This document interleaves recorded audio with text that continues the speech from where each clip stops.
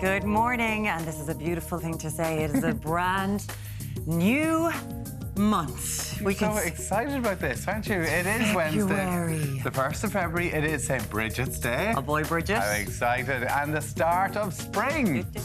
Well, depending on who you ask. Start of spring? Is it the start of spring? February, March, April are spring. Are you spring? It should be. It shouldn't start. It should be March, April, May. That means August is the start of autumn. August is one of the hottest months of the year. How can that be the start of autumn? Because that's what we learned in school, and everything we learned in school is correct. Let us know, what do you think? Is it the start of spring or is it not? Listen, the flowers are starting to come out in my garden anyway, so... are they? Climate change. Climate change, yeah. That's changing it all. Let us know, if you're having the argument this morning, 0896 111 111. Coming up shortly, we discuss the GAA's decision to order a replay of the All-Ireland club final between the Glen and Crokes. It's so divisive at the minute that even Alan Hughes was talking about this yesterday and had an opinion on that. I knew all about this. I know there's a turner for the books. I mean, he never even knew I played rugby before, but he knows all about this. But he did also say, but like, if we're talking about it, can we explain what a 45 is? I still don't know what a 45 is. Okay, well, we'll work on that. That's coming up before past 7. We all care about getting some money into our pockets. Later this hour, we're going to get a guide on how to claim your tax back and find out what you're entitled to. Plus, after 9 comedians and husband and wife, Fred Cooke and Julie J, chat toddlers, touring, and loads more. What else have we got, Al? Well, social media sensation and top makeup artist Kaylee Lee Cashel takes us through the biggest trends in makeup at the moment. That's coming up at 9:45, and it's all about tailoring on the catwalk. And Edward Hayden is going to feed the whole family on a budget with a delicious beef mince stew. Now, Tommy's not too convinced about the mince. I tell you, it's going to be gorgeous. I do a mince stew all the time. It's really good for you. It's lovely and cost-effective. I should have you. Not saying much. There was another thing in the meeting yesterday, everyone going, mince stew? No. So, anyway, Deric is in Kildare this morning. Hi, Deric. Yes, good morning. We're live here in Kildare town. It's a blustery start out there, guys, with plenty of showers, especially across the northern half of the island out there today. Top temps of 7 to 10. But we'll come down here to Kildare town, as you mentioned there, guys. The top of the show today is, of course, Laufeyla Breda. St. Brigid's Day out there today. So we're heading off to the Solis Breda Centre to learn all about their Pause for Peace project, catch up with some of the sisters, some of the locals there, as well as the significance of St. Brigid's, as well as making a traditional cross. And guys, I believe you're going to join me back in studio making a cross, are you? Are we going to have... It just takes me back to primary school doing that. But yes, I believe we're going to be giving it a go, Deric. Masterclass is on the way. Thumbs up. Well done. Oh, it's just going to end up being a speed test with you involved and him just going, let's go. It's just not going to be... I was always rubbish at it. Okay, time to get over to the Virgin Media News Hub. Here is Anne O'Donnell. Thanks, Tommy. Good morning. More layoffs for the tech sector are on the horizon after PayPal announced 2,000 job cuts globally. It is unclear how this news will affect PayPal staff here in Ireland, as the digital payments company employs 2,000 people here. It comes after the company announced 200 job cuts in Ireland back in May. A new study on cancer inequality shows men and women from deprived areas have higher incidence of cancer than those from wealthier backgrounds. Here's more. The National Cancer Registry study shows that men have a 7% and women a 5% higher incidence rate of cancer if they come from deprived communities when compared to the more well-off. Overall, poorer patients have a lower 5-year cancer survival rate and a 28% higher mortality risk within 5 years of diagnosis. People from more deprived areas have a higher incidence of stomach, lung and cervical cancer, while those from wealthier backgrounds show a higher incidence of breast, prostate, melanoma and non-melanoma skin cancer. The study shows that although cancer rates have fallen and survival rates have improved over the years, there's no evidence of any reduction in disparities between those living in the least and the most deprived communities. Trish Laverty, Virgin Media News. Leaving Cert students are being reminded that the deadline for the CAO applications is 5 p.m. today.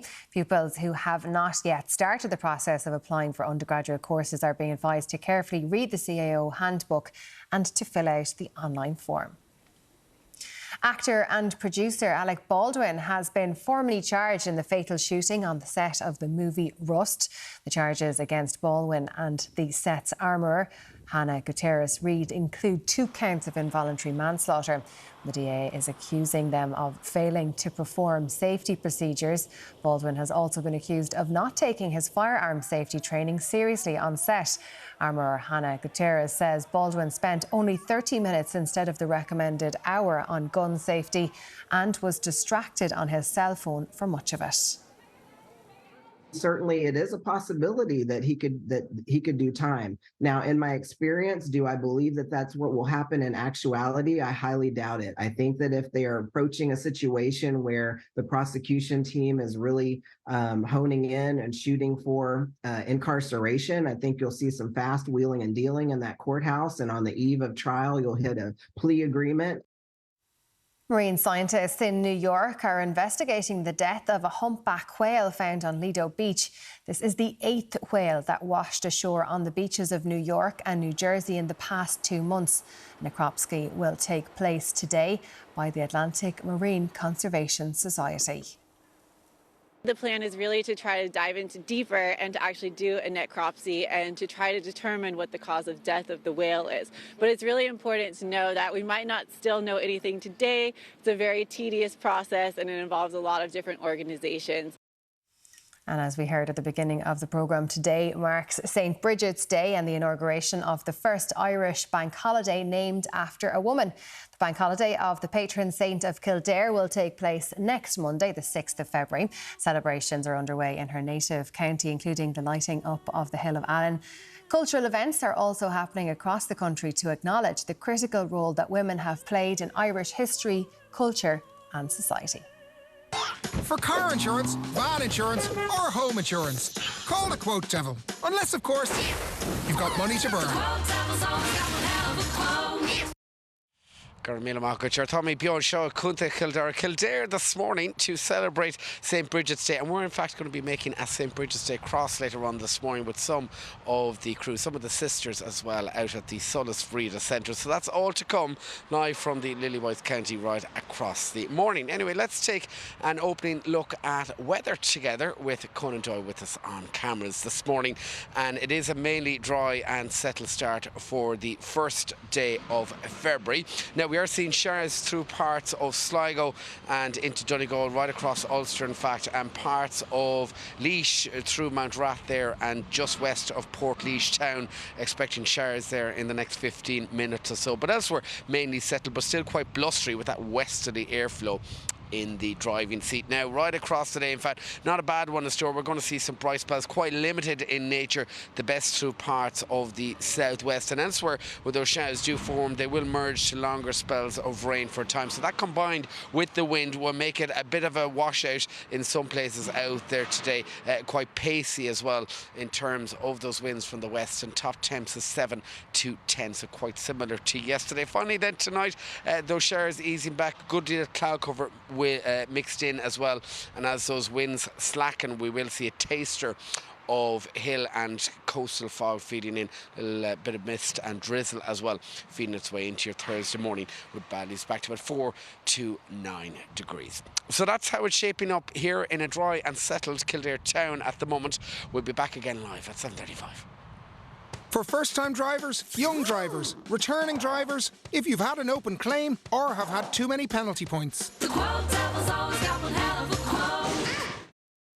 It's time now to take a look at today's papers. We're going to start with the Irish Times. Its headline: Varadkar defends nursing homes' legal strategy. Taoiseach Cleo Varadkar has defended the use of a legal strategy aimed at containing the state's potential liability on private nursing home charges. The Daily Mail also goes with that story. Varadkar's strategy was sound. The Taoiseach has said he must have been aware of a government plan to curb payments to families who are overcharged for nursing home care.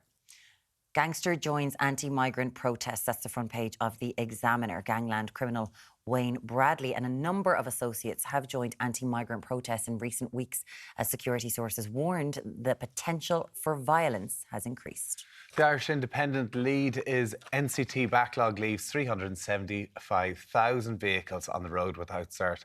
The operator of the national car test, Plus Automotive, will today blame the backlog on a range of issues, including a high number of motorists failing to show for appointments and its ageing workforce. Who's that handsome devil that was at the top there? Don't of know. the Pamela intro? Anderson, We'll I have think to it go. is. Was it Pamela Anderson? Yeah, it looks it's a like Pammy. handsome devil She there. looks- New parenting experts, I hear, on Ireland AM. Still looks great. We'll get doesn't back she? to it. Now we're going to move on to the Sun. Stokes and 3 a.m. car chase. That's the top story on the Sun. Former Ireland ace Anthony Stokes was arrested again a few weeks after being originally arrested after allegedly leading cops on a 3 a.m. car chase. He's said to have ran through red lights during a 20-minute pursuit after failing to stop on Dublin's N11 yesterday. The Star leads with that same story. Stokes gets tackled again. And the Herald's front page reads, Irish sportsman and Garda held over crime gang link. A high-profile sportsman and a probationary Garda have been arrested after it was suspected the sports star used information from the officer to give to an organised crime gang he is allegedly associated with. And finally, the Mirror leads with €50 to every house in Ireland. The ESB has vowed to give every household in the country a €50 refund after admitting it overcharged customers for up to 12 years. And of course, we will be look at that we will handsome be devil. discussing that €50 for everybody. Being a dad is 7:35. amazing, but it knocked me sideways. Sideways. Good Are for you- you. are you This is okay? why you don't want to have children, isn't that right? Have to hang out with me. Parenting pages 24 to 25. Oh, there it is now. Look how lovely you are. I'm looking forward to your parenting tips. And he's You're gonna agreed to be. stuck. You've agreed to be my babysitter. It's fantastic. I won't be knocking him sideways at that stage. Now it's time for a very quick break. After this, we'll be discussing the ongoing controversy around the All-Ireland Senior Club Football final between the Glen and Crokes. He's And I'm off to read some parenting He's tips. wondering, what See did you in I a few say? minutes. Even in crazy. here, We're like, still it's loving it. mad.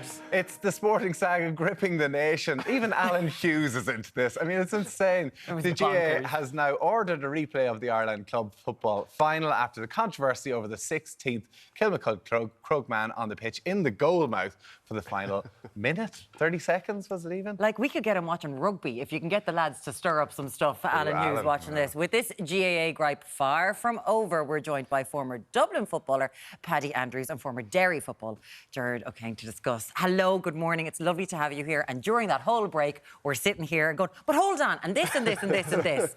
It's been fascinating how this has happened. But of course, the GAA, they gave their decision yesterday that it should be a replay between these two teams. Paddy, how do you think the GAA have handled this whole situation? Because they originally said, well, Glen have to formally lodge a complaint, even though you're looking at 16 people on a pitch when the final whistle blows. I think the major takeaway, this is 10 days later from the club Yeah. final, and it was a bit of a farce at the time on the Sunday evening, and it hasn't improved in those 10 days. So I think the GAA's handling of this, the leadership in the GAA it's been a bit embarrassing, to be honest, that we've seen. Anyone who was at the game or watched the game could see within a couple of hours of the final whistle that this was going to be an issue. We could see the photo on social media of the 16 players. And coaches, the referee or the fourth officials, they knew at the time. at the time it was made. So they could have replayed the 45. Exactly. And that nips it in the bud. And this has happened before, like most famously in the All-Ireland semi-final between Dublin and Mayo in 2021, where there's an extra player on the pitch. The 45 is called back, and Rob Hennelly subsequently kicks the score. Yeah. And the game goes to extra time and Mayo win.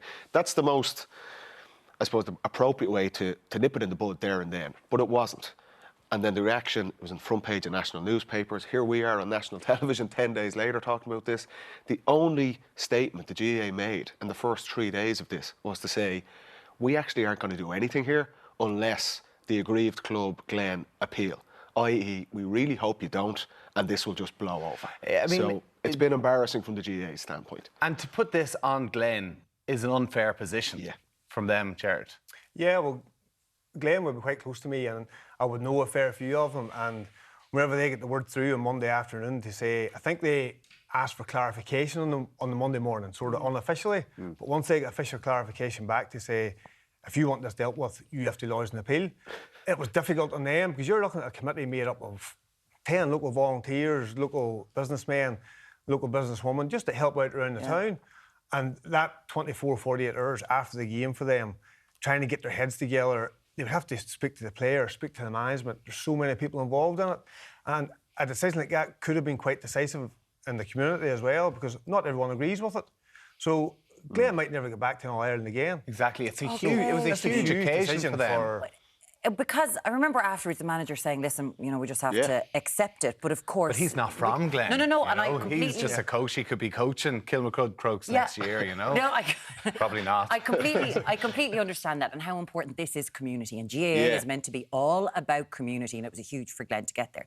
At the same time, the GAA were just following the procedures that are laid out in their rule book. So does something have to be done about that when everyone's looking at this as a farce? You shouldn't have to go, well, subsection B of, paragraph 4. Yeah, well, I'm not here to back the GAAs per se, but I listened to former Nuctra on Nicky Brennan on the Monday evening after it, and he says that while it looks bad, the GAA followed their own rules to a T. Okay. And by then staying silent, he actually thought they were showing leadership because they had to sit and take the flak without coming out. But he says that they had to wait until they get referees' report on the Monday evening. They had to wait until their hands were tied. Now, for us looking in from the outside, it sounds as if a governing body who manages the rules, who manages the games, can't intervene in their own games. It sounds ridiculous. Going forward, that should be something the GAA should look at. But he says at that point in time that the GAA followed their own rulebook to a T. So what's going to happen? Because Kilmacud, they're the team that put the players onto the pitch. They had the player standing in the goal mouth. They now have the decision. It looks like they can appeal this. They have a couple of days to appeal it. Looks like that's the way it's going to go. I mean, it's turned into an even bigger farce if they don't go and play the match. I don't think this game is going to be replayed. And that's the kind of soundings around the city. Crokes are going to appeal this decision and will go to the DRA, the dispute What can they resolution. appeal? Well, so if you look at it, this is a refereeing error. Yeah. If the substitution is made... Their player stayed in the goal mouth. Hold on, Tommy. The decision has been made, the final seconds of the All-Ireland semi-final, it's chaos. Yeah. Substitution's made. The linesman's aware of this. So they threw on 2 players. They're swapping 1 player. Did 2 players not come on? Substitution, and Darragh Mullen is the player on the goal line. He's meant to come off. The linesman's aware of this, and the referee needs to stop the game. Okay. You can't come onto the pitch until he is off the pitch. But because there's 30 seconds left of the All-Ireland final, Glen are mad to... And it doesn't happen, you know that yourself. Tommy, I've been playing All-Ireland finals, and the only reason I know I'm coming off is my teammate is behind me and touches me on the shoulder. Yeah, and it's such a GAA, we're so professional in so many aspects of the game, that is such a... It's such a GAA thing, old school. You know, your mate gives you a touch on the shoulder, you have to go off now. And the game is going on behind you. That can't happen. And the fact that this has happened in such a high-profile game, that will be rectified going forward. The GAA have to make a stand on that. But that's how it's happened. Everyone else is caught up in the occasion. The players, the supporters, that's normal. The referees have to be cool there and say, hold on, retake this 45. We understand you're mad to score a goal because it's the last seconds of the All-Ireland final, but this needs to be retaken until the player comes off the pitch. That didn't happen. And it leads to this chaos. Do you see where they're coming from, though? Like, there's a lot of people who are kind of going, but, like, I mean, what does it really matter? It's the last play of the game. Yeah. But the rules are the rules. Yeah. The arguments of slowing down games and, deadening the rules are there for the full 60 minutes, full 62. You know, if that substitution had happened in the 20th minute or 40th minute, there wouldn't be the same frenzy, as Paddy said around it. But whereas Paddy said that the referees are culpable and the officials, Kilmacud at some level has to be culpable. And as much as it was a refereeing error, it was also a breach of the rules under Rule 6.44, whatever it was. And the GAA's hands were sort of tied and having to deal with it then once Glen did lodge the appeal. But even with... just in relation to this, because obviously it is a community matter and it's getting, Kilmacud are a massive, huge team. For Glen, it was a big occasion, but also life is going on around this. And we have got the league after starting, all that kind of stuff. And you were saying that, like, weddings have been postponed, stags have been postponed, and the club are picking up expenses for this. There's a guy from Glen, the midfielder's getting married this Saturday. His stag was 3 weeks ago, probably planned 6 months ago. They didn't realise they'd be in this position. I gather Glen had to foot the bill for the guys that weren't available to go, and they rearranged it for last weekend. And then couldn't happen because all the players are left in limbo again. And that's just one situation out of maybe, could be the guts of 100 players between the 2 squads, 20 management team. Life has to go on somewhere. No, I mean, what a mess. It is a mess. And whatever I understand, the GAA are kind of backtrack and say, look, we couldn't do anything. This was a scandal straight away, and the GAA have to show, if they don't, by not doing anything and not speaking on this, it allows social media, all the different media outlets, a narrative formed around this. And like I say, we're here 10 days later still talking about this.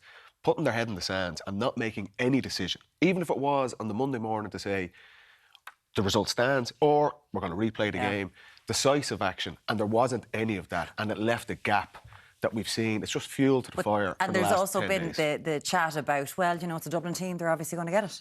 Do you know what I mean? From the rest of the country. Going, oh, the GA are mad for a Dublin team to get it. Outnumbered here. Well, we've had that discussion backstage, and I think it might go on after we finish as well. If it doesn't happen, Paddy, I'm telling you, Community Shield, first game of the start of next season, that's the way to imagine be the most watched club match of all time. It's Sorry, I just love that there's definitely been given out about the fact that it's a Dublin team between the two of them. Of course, the GA wants Dublin team to group. We want to hear from you. It's 0896 111 111 because it's got us all talking. Sure has. Alan Hughes, that's when we realised we had to talk about this on the Delics. What do you make of it?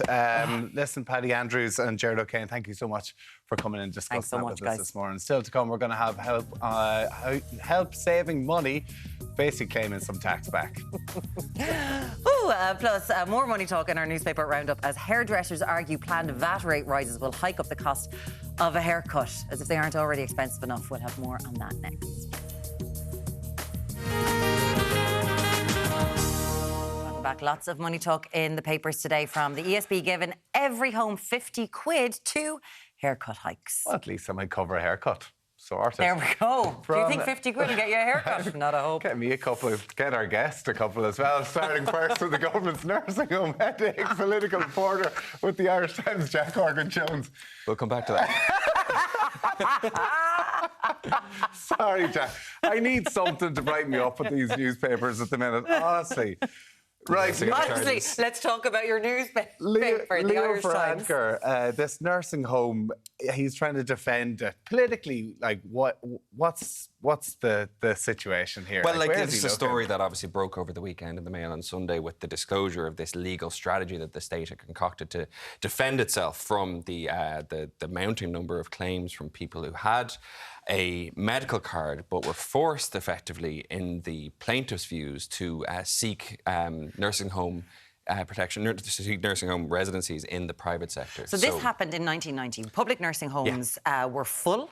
So they were like, OK, you've got a medical card. You will go to a private nursing home, but you will not be charged fees. Yes, and this all goes back to pre-Fair Deal. When you had a medical card, it suggested that you were entitled to some degree of public nursing home access. But of course, as you say, the public nursing home sector was entirely full up. So people who weren't really of means, as evidenced by the fact that they had a medical card, were forced into the private sector. And you have people up and down the length of the country who are forced into real kind of financial misery by this step. And you have even Matt Cooper today writing in the Daily Mail talking about his own parent-centred life care and the extent to which he had to fund this and had to get himself into significant debt and ultimately sell off the family home after his parents died to clear those debts. And that's a story that would not be uncommon up and down the country. And that's why people, certainly a subset of that, a number of people following an ombudsman report which found in their favour, effectively started taking legal cases against the state, saying that, you know, I should have been made right or made whole in some way, shape or form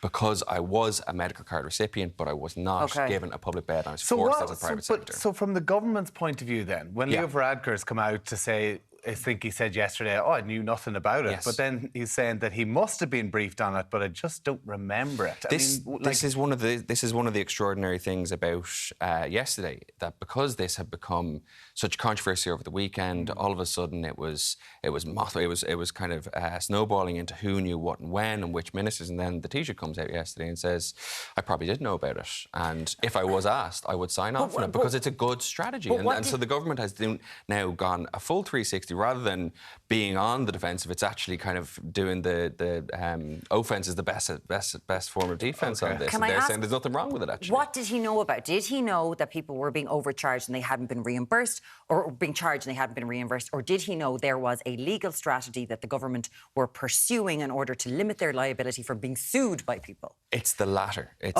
Knowing that there was a legal strategy. Yeah, so he's saying, I don't know if I knew, but if I did know, I don't think I'd find a problem with it because it's a sound legal defence. And that effectively is what the government is now arguing. They're saying that we have never acknowledged that these people have a right to redress. And if they want to sue us, we actually have a responsibility to the taxpayer to put a legal defence play. Because it's 12 billion. Because it's potentially up to 12 billion. So they're saying, you know, any good custodian of the state's finances would act like this. Of course, the problem here is that people don't like to think of the state as being an aggressive counter-litigant to someone who has been pretty shoddily treated over the years and has often found themselves financially high and dry. And they don't like to think of the state and the government forcing these people through the courts, potentially exposing them to huge costs, just to get something that ultimately, in the public mind, and I think in the mind of the person in the street, they're very much entitled to already. Oh, God. I mean, I feel it's going to keep rumbling on for it a will, while. Yeah, there'll be Oireachtas committee hearings and all the rest of it. It's really interesting to hear Leo Varadkar standing by it, I mean, it's an interesting take. It's a new take for him. Listen, let's move on to the next story. I suppose, I mean, this is, again, baffling, but good news in the fact that people are getting €50 into their accounts. Yes. But crazy the fact that we're actually getting to this stage. It's a big but, isn't it? Because, like, when you look into the history of this scheme, the large energy users rebate scheme or something like that, sorry, I forget the exact name of it. But basically, this was set up during the recession, right? Because the government was afraid that these big employers, these big kind of tech firms and manufacturing firms were going to leave. So they set up a scheme that effectively and totally legally took €600 million worth of bill payers' money, taxpayers' money, and shifted it over into large energy users for their own use in offsetting electricity bills.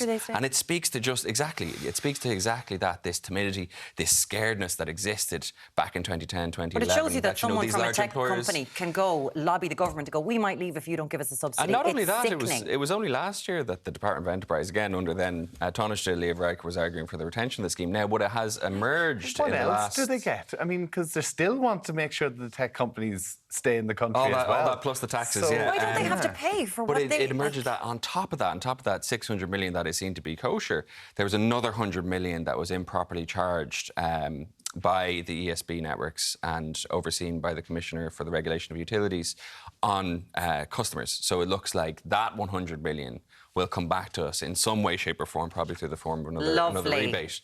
But the 600 million is gone and signed off. I really do think that tech companies, they should be getting loads of money, but you know who shouldn't be getting any sort of a break? In the audience. Do you know who shouldn't be getting any break? Not tech companies who have the biggest revenues and dividends in the entire world. Hairdressers. Let's not give them any money. There is this... I'm going to the hairdressers later on today. I can guarantee you they're going to be talking about this. So there is a big push for hairdressers to keep the 9% VAT rate and not increase to the previous 13.5% which will be passed VAT rate. Which will be passed on to the customers.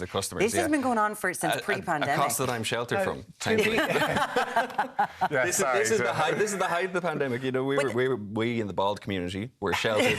We're sheltered from the closure of hairdressers, and now we're sheltered from the VAT rate hike. But to be fair, the hairdressers, they did hike their prices up during the pandemic due to PPE and everything else. Yeah. And they didn't put them back down again. I don't know if you can say that across the board, though. Can you generalise like that? I would say they did, yeah. I don't know. Well, I mean, the truth of the matter go up. Oh, no. I know prices go... And did they go back down again? No, but it's different. It's not across... You know, you get a pint in Kerry, you get a pint in Dublin. They are different prices. You get a haircut in Dublin, you get a haircut in Limerick. They're completely and utterly different prices. Yeah, but of course, but they're all still putting their prices up and they could take them down. Do you see, that's what I'm wondering. You're a hairdresser. Are you charging as little as you possibly can, or are the profits absolutely huge? 0896 111 111, because they're arguing to have the VAT rate. They are. This is part of the rearguard action to keep the VAT rate, and it's not just hairdressers. It's across the board. We were talking on the break. It's open farms. It's obviously the hospitality sector. They're all lobbying to keep this extra low VAT rate, and obviously the government does not like this. The Department of Finance does not like this. Everyone within the state apparatus doesn't like it, but they don't want to be seen to be passing on increases in an already inflationary environment. So that's the kind of unpopularity metric. And obviously the hairdressers have been facing increased costs on electricity and other fronts as well. So remains to be seen. I suspect it will go back up, but they'll extend something like the temporary business support scheme that was introduced. With the cost of electricity and everything else, but it's the same for all businesses. But it used to be the luxury VAT that used to be on things like sanitary products, and there was an argument during the pandemic because everyone was talking about their hair that this was involved with people's mental health. Personal like people care, need personal care, it is hygiene, and an argument that we shouldn't be charging this sort of VAT rate at all. We'd love to hear from you because we all know that getting your hair done, not for Jack, as we have stated, is an awful lot of money. 0896 111 111 should the VAT rate. And how expensive is your hairdresser? Because it can be absolutely crazy. Jack, thank you so much for joining us from the Irish Times today. And after this, we've got a guide to claiming tax back. We've talked about money an awful lot this morning. We'll chat to you shortly. Now, a lot of you watching in this morning are going to be very interested about this. With the cost of living crisis, it's important to save a penny where you can. Here to tell us how to claim our tax back is Marian Ryan from taxback.com. Marian, it's lovely to have you here. Of course, I know you're taxback.com. That is what you do. We'll get that out of the way. But I always wondered when I was younger and people would say, did you get your tax back? I'm like, what? Do I just walk into the civil offices and go, give me a fiver? You're like, not alone. How do you find out what it is that you're owed? And is there a portal on revenue.ie that you can go, this is it, give me my money? There is. So right, you can go directly to the revenue website. You can log up and set an account for yourself there. But I suppose the problem with that is that you need to know what you're entitled to. You need to know what buttons to press or what to claim there. Like if you're completely clueless going into it there and you don't know what you're entitled to, you go in, you put in your details, you press the button and you go, great, thanks very much. But it would appear that we are completely clueless of what we're entitled to. Like there is millions in unclaimed tax back every year. Hundreds of millions. Hundreds of millions that people just don't claim. Yeah, and the revenue aren't going to start running after you and go, here, have this money. Alan, I owe you a few bob. Yeah. No, so like revenue said for 2021, there was 300 million, euros 300 unclaimed million by PAYE workers there. So that's an average of about 500 euros of payment there for people that's just left sitting there. And that's before you take into account any expenses or anything that kind of build up your refund for you there. It's huge. There's a huge level, I suppose, of apathy. Yeah, because we don't know. It is a system that you if you don't know it, you're never going to know it. So let's explain to people what it is. What can we get that they can do? What can we let's get start back? with medical expenses. Yeah, so that's the one that everyone kind of knows about. You know, I think I get something for medical expenses, but it's so underutilised. So any medical expense you have, be it that your doctor visit, be it your prescription fees. A lot of people assume you can't get anything back on your prescriptions. You can get 20% back, a tax refund of 20%. Now, is this even expenses. if you have your medical insurance and you've already claimed from your insurance that you can get maybe a percentage back from going to the doctor, you can still get this back in the tax as well. So you can get double on it. Yeah, so basically you get what's non-reimbursed. So say if you send in €1,000 to your health insurance provider, you get 500 euros back from them. You can claim a tax relief on the 500 in the difference there for yourself. So it's another building block, I suppose. And dental expenses? Yeah, so they say, and I say it in inverted commas, non-routine dental expenses. I don't think any trip to the dentist is routine there, but it's the major dental work, like your root canals, your crowns, your braces. There's probably every teenager in the country now at this stage gets braces, and it's thousands of euros. It's what you get a Med2 receipt from the dentist. Now, don't be fearful of that. The Med2 receipt is something the dentist will automatically give you, and once you have that, you'll get 20% of refund on the cost of that as well. 20%. Yeah. And do you get like your receipt from the doctor? Yes. Yeah. So the doctors will give you your receipt. Should give you your receipt every time. You always get your receipt from your doctor, no? Yeah, when you pay, you always get your receipt. I don't know. Okay. I genuinely don't. Okay, if you're the thing is getting into the mentality of keeping the receipts. I suppose that's the educational piece of it. Okay. When we learn it and we know it, we can do it. But these days, can you take a picture of it and will that work? Absolutely, yeah. Oh, great. Yeah, you can upload it. Yeah, we don't need any paper documents Okay, anymore. great. So people who are working from home, which a lot of people were during the pandemic and are still doing that now. So what are you entitled to if you're working from home? Yes, this is a lovely building block, as we call it, to tax refund there as well. So it's 30% of your costs from working from home you can claim as a deductible expense. So that's your utility bills, your heating, your electricity and your broadband. And I suppose they've gone through the roof with the cost of living in the last 12 months. So because it's a percentage of it, you can claim back. Now, it does need to be apportioned out to the number of days that you're working from home. But how do you prove that? It's your bills again. So you get your broadband is 40, 50 euros a month. Say, for example, you log onto your ESB account or your Air account. Once you have the bills. Yeah, exactly. Submit the bills. You don't need to send in any letters from your employer. That's what I'm saying. What if you're like, do you have to prove, well, you were at home Monday at 3 p.m? No, they used to, in like previous iterations of this pre-pandemic when there was smaller numbers, they did actually used to insist on a letter, but they've eased up on that completely and they take you for your word now. So you work it out kind of reasonably enough. Go, look, I work a hybrid model. I'm home 3 days a week. I'm in the office 2 days a week. And just claim it all. Yeah, right. Okay, and it's worth about 250 euros to people. Like if you're a higher taxpayer, if you're working from home full time. So again, it's a huge one, and like it's not that much work. It sounds. People think, oh God, I have to gather up all my receipts, but again, it's getting into the mentality of it. Of keeping your bills. Keeping the bills and claiming it back. There is a flat rate based on your occupation that you will automatically get. Do you automatically get that, or do you still have to claim for it? You have to claim it, and then So like a nurse is entitled to €733. Yeah, flat rate expense are my favourite thing to talk about. The flat rate expense is the easiest tax credit for you to get. So it's based solely on your occupation. So as you mentioned there, if you're a nurse, it's €733. But would every nurse in this country know that they can claim that? It's kind of like the medical expenses. They go, I think I'm entitled to something in relation to my uniforms, but they don't. But once you claim it, it generally sticks with you. So you can claim it now and get a refund for the last 4 years.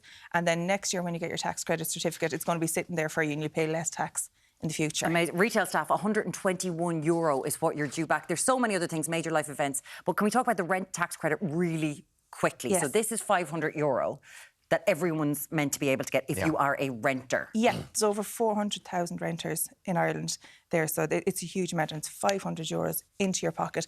There's few conditions. You have to be either renting from a private landlord that's registered with the RTB, or it could be a case that maybe you're part of the rent-a-room scheme, so you're living in the home with your landlord. They don't have to be registered for the RTB, so you can get it back. And the exception, I suppose, to this, if you have part of the government, like the HAP scheme or something like that. Yeah, if you're getting money for that. And each person who's renting can claim this in the same house. Yeah, so you could be in a house share. There could be 5 of you sharing the house together. And can each individual gets the full €500. And this does not go to the landlord. This is for renters, right? This is renters, yeah. This is for you, a refund. Yeah, hearing that there have been some issues, like just on Twitter, where people going, my landlord isn't doing this, because some people aren't registered with the RTB, I suppose, and if you're not... Yeah, you're not going to get it. That's the problem. Like, if your landlord isn't compliant and it's not RTB registered, you're not going to be able to get it. Listen, I couldn't take all of that in. Taxback.com. There you go, Marian. Thank you so much for joining us this morning. I think you'll have to come back, because there's so much there that we didn't get through. There is so much. Thank you so much. Back with you in Ireland AM in a minute.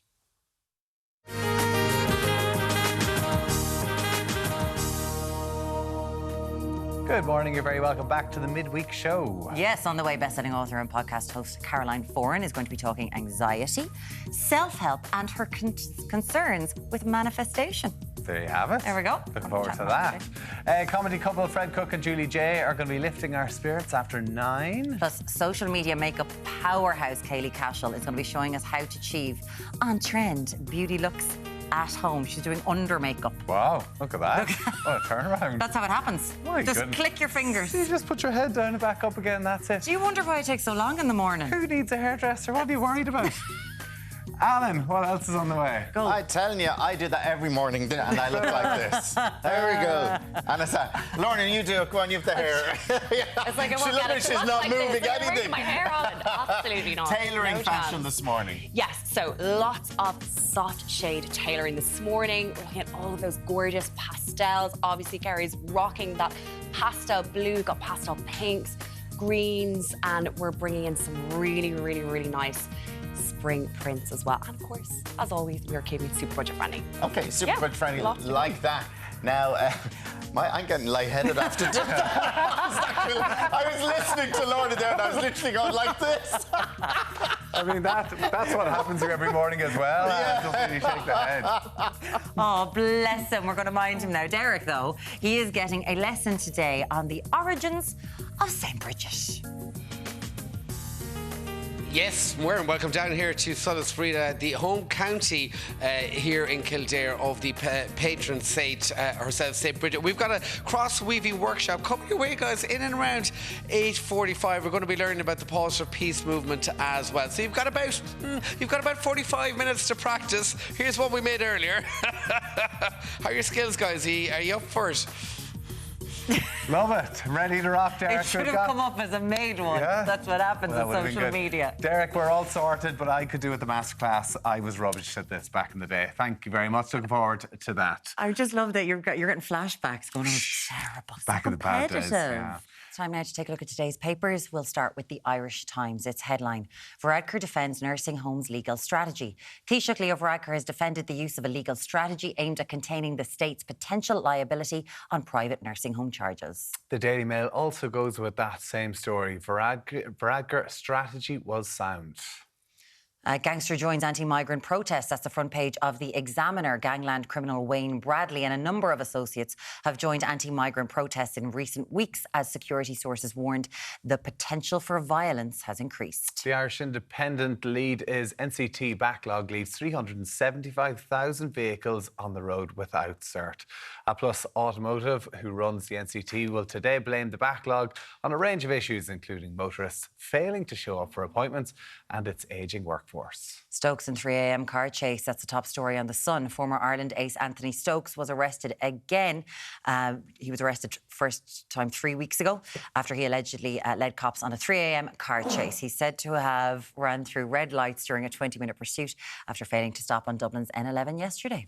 The Star leads with that same story. Stokes get tackled again. The Herald's front page. Irish sportsman and Garda held over crime link.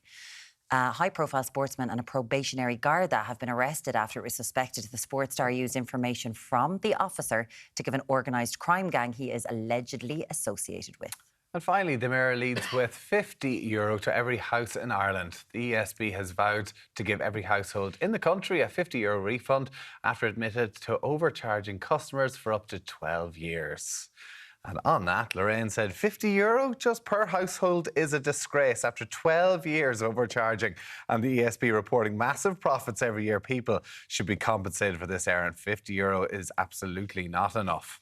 It's just amazing, isn't it, when you hear these stories and you just go, what is this country like sometimes? You just go, when you hear of all the things that's going on at the moment, you just go, what? Yeah. Please do apply for your tax back, though. We're delving into that. Unbelievable stuff. We'll have to do it again. We'll have to do it again. So much well, tax. speaking of tax, I suppose, should we go to hairdressers? I mean, with this hairdressers, so the VAT rate is going up from 8% to 9% to 13.5%. Anne said in my hairdressers in Wexford Town, they've put an additional €5 on treatments to cover disposable masks, etc. Obviously after COVID. However, the €5 remained, even though the masks are no longer mandatory. And a message from Orla that says, I'm a salon owner and the price of everything has gone up. We're a small business with hikes on everything, products, utilities. The government have added an extra bank holiday and 3 days sick pay for staff. If our staff aren't present in the salon, we don't take in any money, but we have to pay out the money that hasn't been made while they're not there. Absolutely. Like, I mean, this is going to hit so many, like, and hairdressers, of course, because they're small businesses, but hotels, pubs, all that. I mean, there's going to be a lot of people losing their jobs over these industries. Well, with small hairdressers, you sort of have some sympathy. Some of the bigger hotels who are still fighting for this VAT rate, who are hiking the prices up. But like you say in Dublin, in next weekend, the price of hotels in Dublin, because the matches, oh my God, the talk of price, it's not like hairdressers went, well, it was 200, now it's 550. They're actually talking about it in English papers for the Ireland-England match. They're actually talking about how much expensive it is. In England, talking about it. Yeah. See. We're also talking about the replay. Obviously, this is the Gaelic football, Alan, that you're all over at the minute. I was all over it yesterday, but what's a 45? So it's a kick. Once the ball goes out, it's like a corner, but you kick it from 45 yards out. 45 line. Oh, all right. Yeah, the line on the pitch. So Peter said, in relation to the extra player in the club final, VAR wasn't used. We could clearly see it on our televisions, yet the referee wouldn't entertain any complaints and awarded the goal.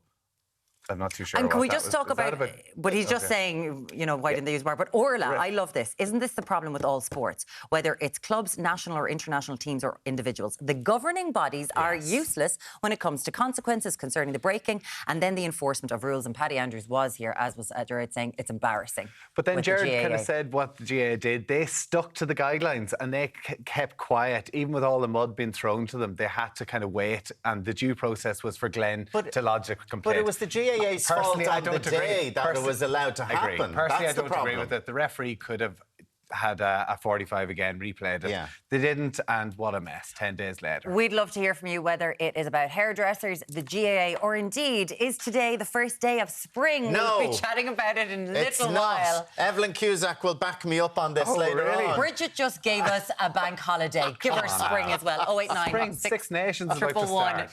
111. After the break, we are talking anxiety and the potential pitfalls of the wellness industry with author and podcaster Caroline Foran. We'll see you shortly. She's a #1 best-selling author, the host of a hugely successful podcast, and has been dubbed Ireland's Millennial Anxiety Guru. What about that? Joining us now for a chat is Caroline Foran, Millennial Anxiety Guru. That's a bit embarrassing, isn't What's it? that? I don't know.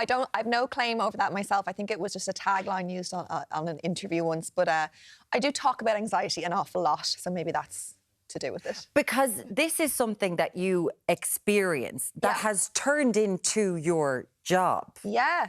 So I'm not an expert. I haven't done any official training, but years ago, I experienced really crippling anxiety. Then I wrote about it in different journalism bits and bobs, and then I was asked to write a book. The book came out, was suddenly just struck a chord with people, was really successful. And since then, I've been just giving talks to different companies about what worked for me. And I'm all the time like trying to learn it from my own experience, like how to better understand it, how to better manage it, and then sharing that and really distilling the experts down into something that someone who is overwhelmed can digest and understand. And it's just kind of happened. Yeah, because like anxiety, though, I think is growing more and more. And like in the world that we live in, you know, and the pressures that people are under. And that's why your podcast, I mean, I was just reading, like 6 million downloads is incredible. I know. But it just shows that there's such a craving for that out there. There is. And I think after COVID as well, it shot up. And obviously it's not, you know, it's great to get more listens, but not when the reason is because people are struggling. But I think after COVID, we all got so conditioned to feel this fear response all the time and feel overwhelmed that we all had to kind of start from scratch again with things like social anxiety and also just the pressure these days to live our lives like 24/7 online. And I think our complete inability to rest without feeling like it has to be in service of some future productivity. I think all of those things contribute to like a real collective experience of anxiety. There is one thing though, like anxiety is a really important part of the human condition. If we didn't have anxiety, we're walking out in front of buses. Exactly. You know what I mean? Yeah. So realising that tipping point, is that tough? Because everyone is anxious at some stage in their life, but then there is where it does get too much. I think for me, it's about understanding that you don't need to be anxiety free. Like, for example, coming on live TV, people might think I have to have no fear before I can do it. No, you can turn your fear into your fuel is one way I would approach it. It's about accepting that anxiety, like you say, is such a part of life. We don't want to stamp it out because we would die without it. It's very necessary. But if it gets to the point where it's really interrupting your day, affecting your relationships, your work, and you don't feel good, then it's something to look at and address. But it's definitely not something to overcome and never feel again, because I tried that and I believed that it was something like a virus, like COVID, that I could get rid of. And then I would feel it again and be like, oh my God, what is wrong with me? Really? Yeah, I didn't understand it. This is years ago. I didn't know it. We didn't talk about it. I just thought there was something wrong with me and it had taken over like some sort of demon, and I was waiting for it to go. Oh, so you thought you'd failed or something when you got anxious it's my again? fault. Yeah. Oh, and that's also, I mean, I know we're going to talk about manifestation, but that think of, I'm doing this to myself. I'm thinking myself into this. That self-blame is such a slippery slope, Is it the fact that it just doesn't go away? I mean, you're talking like a little bit of anxiety here and there coming on television, but I find that sometimes being a parent, you know, there's always that worry. There's always something. There's always your phone is going off. It's like you wake up in the morning, you read bad news. It's just constant.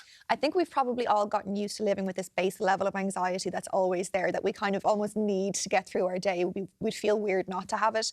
But the anxiety that I experienced which kind of inspired the books and the podcast, was I was really unwell. Like I was really, really suffering. I was living my life from one panic attack to the next, barely getting through the day. So that kind of anxiety is where, you know, you don't want to live like that. Whereas these days, of course, I feel anxious as a parent, or, you know, worrying about my kid, or coming on TV or going on radio. A little bit of performance anxiety is actually good. And helps you, I hope. But yeah, there is a fine line, I suppose. And you will know if it's affecting you in a way that's really like causing you to lose sleep. Because I remember like when wellness really started taking off as an industry, different from the self-help gurus of the 80s and the 90s, I was kind of like kind of scoffing at it a little bit, but then I saw someone really close to me have a panic attack. And it was terrifying. Yeah. Seeing that how this could just overtake someone's body in such a serious way that they're crippled. Yeah. Really fascinating. But the wellness industry itself, it's kind of a self-perpetuating monster. Yes. I agree. I think it came along as very much a necessary antidote to us all realising, hang on, we can't live like this. We're too stressed out. It's too much.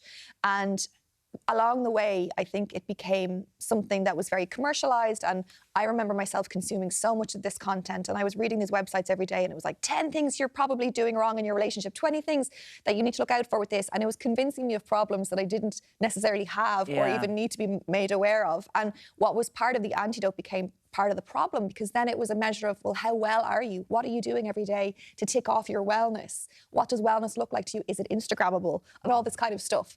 And I think the idea of self-care, which, to be honest, I roll my eyes at a lot, I think it has its place, but I think we've lost the self in self-care, where I think I have to be dumping my head in the Irish Sea for it to count as taking care of myself. And that would take a selfie while doing it. Yeah, and that would make me so anxious. So it's just not for me. So getting back to, like, what do you need in this moment to help you cope better or function better?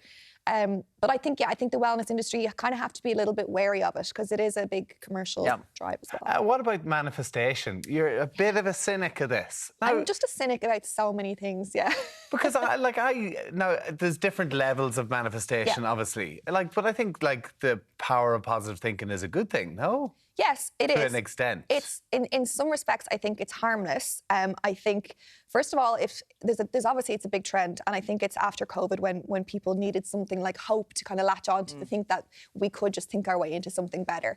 I think it's a bit. It's fine if you think positively and then you follow it up with action. I think when you see people online, if I see a woman online saying, "Oh, I'm after manifesting my dream house and my dream career, and I just thought it into existence," I kind of feel like you're doing the actual work you put in a disservice. You're diminishing the effort you did make and the bang of privilege off it. I know. I can't stand it. Yeah. Where I think it's problematic is for someone who, so the flip side of manifestation, right? If you look at the actual law of attraction, which it's based on, if you follow that logic through, and it's about what you think you create or what you think you manifest.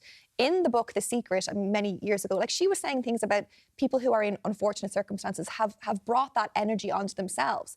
And if you go to someone who's really suffering with anxiety, for example, who's very vulnerable, they might think, I'm doing this to myself. If I don't think enough positive thoughts, I'm going to create this. Or people with illnesses have been made to think, I have this energy I'm putting out into the world is causing this illness. And that is really not where we want to be. I absolutely couldn't agree more. And the manifesting is people are working as well. There's a lot of work involved in it. It's lovely. I really do think in the morning, if you wake up about positive, it's brilliant, but it involves work as well. It's not of just course, thinking, you right? can't just think it, but you have to actions. It's about actions too, of course. Positive thinking is obviously really good. Yes. You have to just be wary of I think it's young women that I see online thinking that they're just, with this lucky girl syndrome, they're doing these chants like, I am the luckiest person in the world, or everything I want happens to me. And if I was a young teenager seeing that, I'm like, that's all I have to do, Grant. Yeah. Of course. Amen. Going to do it every day. You've got a new audio series. It's Owning It Real Time. It's an audio guide. Yeah, so I wanted to take the podcast one step further. I feel like in all the work I've done, we've kind of understood anxiety. We know what it is. But now I want to really explore what do we do when it's actually happening to us. So it's a series of real-time situation-specific guides. For example, if you're about to do something like public speaking, or you're waking up in the middle of the night feeling anxious, or you're just having a panic attack out of the blue, or you're on public transport, all these different scenarios where anxiety is really likely to pop up for people. And it's me with expert input guiding you through what to do in that moment. So it's kind of part meditative, part validating, part reassuring, and giving you the steps to either set you up for a calmer day or a better night's sleep. Very good. Impressive stuff. Caroline Foran, listen, Owning It Real Time, 10 series of 10 specific audio guides. Yeah. Fantastic. Good on you. Thank you so much for coming and talking to us this morning. Thanks for having me. Really interesting. Thanks for staying with us. Now, Lorna Duffy is showing us how to add tailoring to our must-have spring wardrobe. A must-have spring wardrobe. You really went for the tailoring. So you've never heard of it in your life. Lorna, it's lovely to have you here. We're going to get straight into it. Yes, straight into Kerry it this morning. So all things soft shade tailoring this morning, tying in lots of those key trends for spring. Here we're focusing on a beautiful pastel blue tailored gilet. I am obsessed with this. So first of all, the entire outfit is from the Style Market. Love the structure. So obviously we're showing you what it looks like closed. We'll show you what it looks like opened. Folds beautifully. Obviously, it's still quite cold. We want something a little bit warm when we're looking at our structure pieces, not just the blazers and that kind of thing. It is really, really nice. Loving the detailing, loving the structure, the length. Again, it's quite cozy. We're definitely taking inspiration here from Alexander McQueen, and it just falls quite nicely. So again, for this, you know, school runs, casual day out, weekend look, isn't it? I just think that's kind of those baby blues, soft pastel blues. They're so in at the minute. Lovely. The style of the jeans. Yes. They mom jeans? Mom jean. Yeah, I love a good mom jean now. So we do have a pair of skinny jeans coming up, but if you're into a mom jean, these are definitely for you. What's a mom jean for people who don't know? So mom jean, so they're not a skinny jean. They're a little bit baggy. They're a nice, comfortable fit, typically high-waisted. We've gone for a really nice dark denim here. They're for skinny people. For skinny people. For skinny people. If you got a belly like me, you won't be wearing a mom jean. A belly like Lots of sizes available in these. And then we've gone for a beautiful white platform trainer from Murphy's Shoes. Nice crisp white trainer, just to tie off and finish off that really nice casual weekend look. We've also got some gorgeous accessories from Libu Jewelry, gorgeous Irish business. We have a really nice mix of pieces. So first off, we've got this gorgeous pear-shaped stone necklace. Love the little rope detailing here. A little bit of blue to tie in with the blues in our outfit. Of course, we can't not have all things matching when it comes to our jewellery. Beautiful little bracelet then as well with a little hint of blue, and obviously the gold then tie nice with her necklace and likewise with the ring. Beautiful little ring. Thank you Absolutely so stunning. much, Kerry. Lovely look. It's so cozy as well. I just feel like those pastel blues, that's definitely, I feel like me now for spring. It's going to be pastel blues. Here's Ursula. Definitely. Now, this is absolutely stunning. So here we've gone for that really nice complementary long line blazer. We've gone for the ruche detailing in the sleeve. We're taking inspo now, this here. Is the sleeve is like this. You haven't pushed this up. So we haven't rolled the sleeves up, Alan. No. So we've gone for, it's basically just ruched. Ruched detailing. We're taking inspo from Victoria Beckham. Again, obviously that taupe shade. We're kind of also looking at those neutral shades as well as obviously the pastels this morning. Very elegant. Obviously you've teamed it up with the dress today, but again, 9 to 5 in office, you could throw on a casual plain white tee, pair of high-waist jeans. Perfect look with that as well. It is a dress. It's a dress. This is lovely because sometimes with pleats, it can be wary. It's for certain body shapes. That's a really good point. This is really lovely. This is really nice. Suit most Absolutely stunning. So I really like this again, as you said, with the pleats. We've got an elasticated waistline. As you can see, you've got that extra material just over the waistline as well. So it complements in all of the right places. Yeah, it's lovely. And again, we're sticking with that, obviously, pastel shade. And we've gone with a nice pair of simple yet beautiful leather strap sandals then. There's shoes to finish off that look nicely and to tie in with that taupe blazer. And then, of course, you've got some beautiful accessories. So first we've got our earrings, beautiful watermelon drop earrings.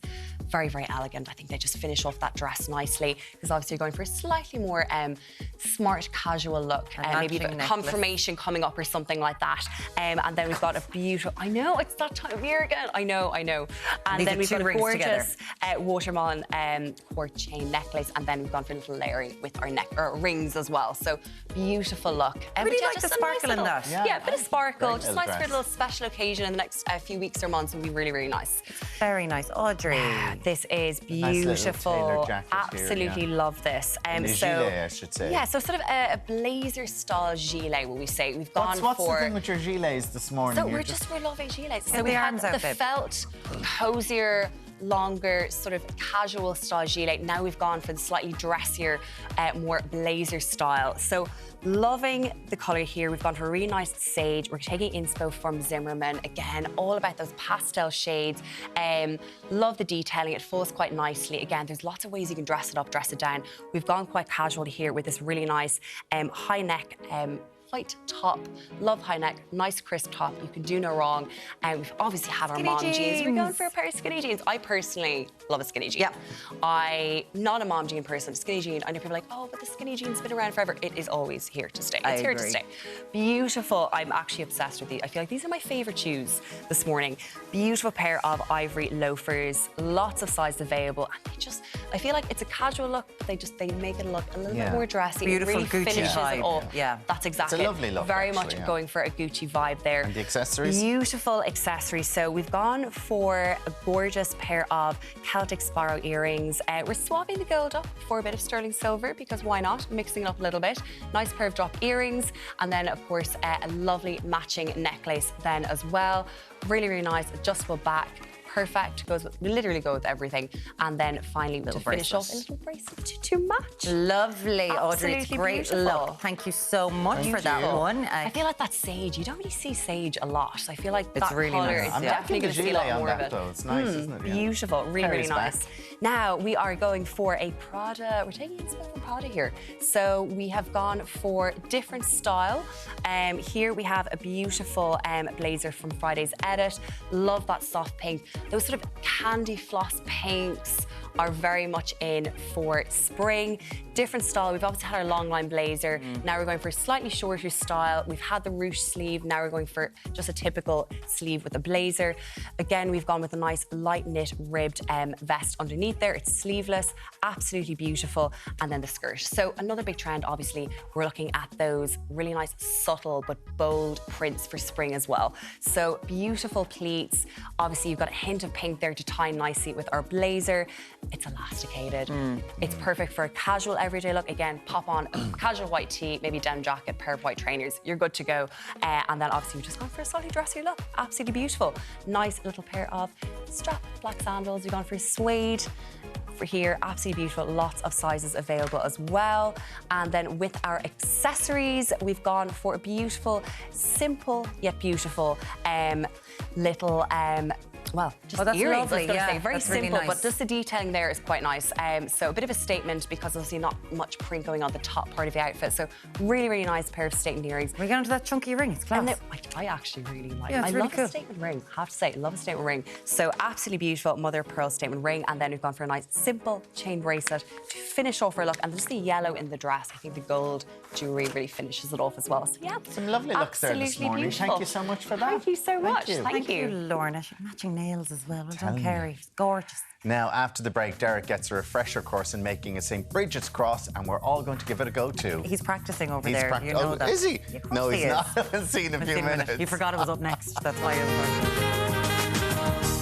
Our serious concentration here this morning. Not even joking. It is St. Brigid's Day, and Deric is learning how to make a traditional cross. Deric, you just need to stay here with us. We've got it nailed. No. We've got the workshop coming your way in a little while, guys. Anyway, welcome down here to Solas Brida Spirituality Centre, just outside Kildare town. And Sister Rita Minahan from the Brigidine Order joins us now. Sister Rita, a big day for St. Bridget, really, isn't it? A huge day, and especially with our new public holiday, it makes it even better again. And we get the day off next Monday. No. Thank you, St. Bridget. No, St. Bridget, born in County Louth, I believe, and then moved here to Kildare. Yes, she established a double monastery here in Kildare for women and men towards the end of the 5th century. So she blazed a trail for female leadership in Ireland in the 5th century. And extraordinary woman. Absolutely. And from there, then, you set up the Spirituality Centre Yes. back in 2015. In 2015. No, well, actually, we're in Kildare 30 years this year. We came into Kildare in 1992, relit the flame of Brigid in 1993. So, if you like, the space we were in a small house. The numbers coming outgrew the space we were in. So we had to dream, and this is our dream home now. Solas Brida's. Talking about flames, we have got this candle here in front Yes. of us, a very special candle as well. Tell us about it. Yes, a fire lighting since Brigid's time, if you like, extinguished in the 16th century at a Justice and Peace Conference, a NAFRI, Brigidine Justice and Peace Conference here in 1993, we decided to symbolically relight the flame of Brigid. And it generated so much excitement, we said, we can't let it go out again. We took a spark and we've tended it here ever since. So this, 30 years. Yeah, 30 years and this is it lighting burns for. as a beacon of hope, justice and peace for the world. Now, talking about peace, let's move into the Pause for Peace movement. Right. So, into Kildare, the Kildare Tourism Board and Solas Brida, we launched a global Pause for Peace movement. And what does that involve? It sees the people of Kildare welcoming people all over the world to pause for peace for 1 minute silence on St. Brigid's Day at noon throughout the world. And we have our ambassadors there behind us as well, Ben and Katie. Katie and Ben are here representing Kildare Town Community School. So already it's a rolling pause for peace around the world. We know that 12 hours ago it commenced in New Zealand. And we've already had photographs in from Australia. Amazing. People observe it is, and that wave of peace will waft through our world throughout Brigid's day, and that's very consonant with the value of peace which she stood for in her time. She was renowned as a peacemaker. Absolutely. Now we're going to move over here to Margaret. Margaret, you were overseeing the cross-weaving workshop here this morning. Yes, helped by Katie and Ben. And Ben. Okay, so tell us what's involved. You take 2 rushes. Okay, we have so one 2 vertical rushes, yes. and one horizontal.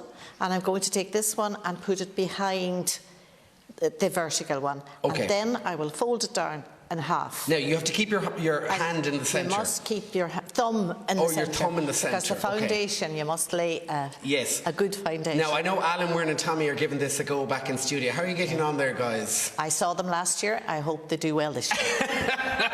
Off camera, she said he made a hames of it, guys. I didn't really know. They're very good. Take a third rush and put it under that one, and then take it from the right to left. Right to left. Turn it 90 degrees.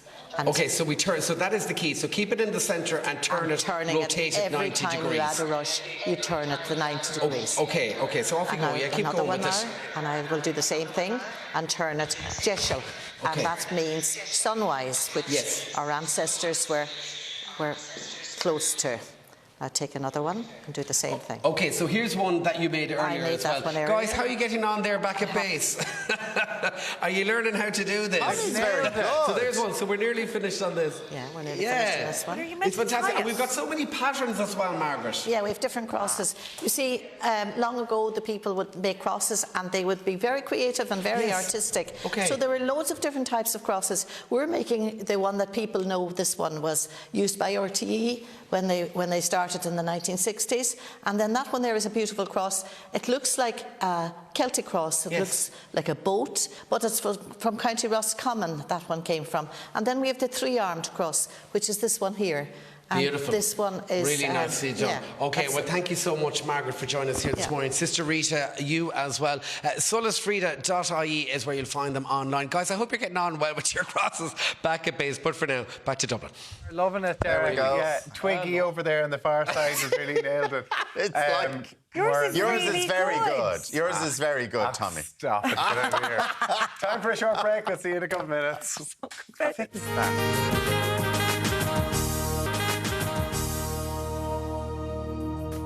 Now, an A for Tommy in the St. Brigid's Cross. Look at Muirean's one. What did you do to him? Muirean. You really should try harder, Muirean. We've lots to come up in this hour. We're going to catch up with not one, but 2 of Ireland's top comedians, husband and wife, Fred Cooke and Julie J, are going to be here to cheer us all up. Well, we don't need cheer. No, we don't need this. But Edward has a dish in the kitchen that the whole family. But Edward, you've got to tell us about the other tradition about St. Bridget. Oh yes, you leave your scarf out on the hedge last night so that when St. Bridget is passing over, she will bless your scarf and then you'll be free from all headaches and ailments of the throat. Free from Alan? Yeah. Seriously? There you have it, yeah. Well, listen, did you put your scarf out last night? Yes, of course, absolutely. Blew away, the wind. There's cashmere floating all over Graignamana at the minute. You're going to be making a mince stew. By popular demand and request, I'm now taking requests. I'm doing a lovely beef mince stew, which we never had, so I was making it last night most tenderly because I was making it for the first time. But you can do a big pot of this for around €7. Which is what I have done this morning. So there's breakfast for all this morning. Great stuff. Thanks very much, Edward. What else have we got coming up, Marian? I just love the neighbours next door going, oh, he'll put out another scarf this year. Free scarf for me. Now, coming up, social media makeup queen Kaylee Cashel is filling us in on the biggest trends of the moment. Okay, underpainting. Yes. This is the thing that, who is it, Hailey Bieber? Hailey Bieber, and we got Kendall Jenner as well. It's a massive trend on TikTok at the moment, but all the OG makeup artists have been doing it, so I'm going to show you how you can do it at home. And does it work? Yes. Yes. So Kaylee is going to, I've been looking at this online, and it's where you're like an etch-a-sketch. I'm dying to see this, so thank you so much for coming in and showing us this. Now, today is the first day of February, St. Bridget's Day, and we've been debating the official start of spring throughout the morning, and Med Aaron's Evelyn Cusack is now here to answer that question for us. Good morning to you, Evelyn. How are you? So tell us, settle the debate. Does spring start today? Well, for the ancient Druids and the modern Druids, yeah, the St. Bridget's Day, the first day of spring.